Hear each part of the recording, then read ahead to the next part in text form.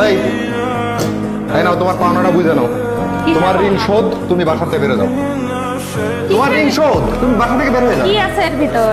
তুমি খুলে দেখো তোমার পাওনাটা ঠিক মতো বুঝে নাও। টাকা? এগুলো কিসের টাকা? কিসের টাকা তুমি বুঝতে পারতেছো না?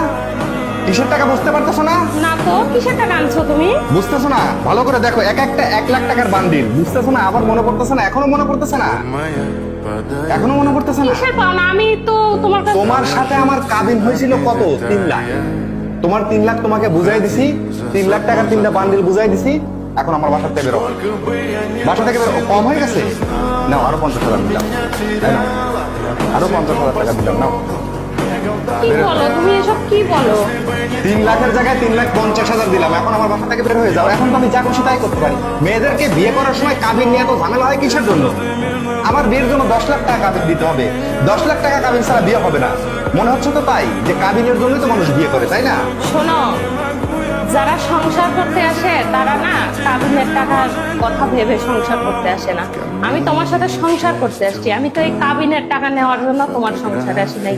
তোমার টাকা তুমি নাও, আমার কোনো কাবিনের টাকার দরকার নাই। আমি তোমার সাথে আসছি সারা জীবন তোমার সাথে থাকার জন্য।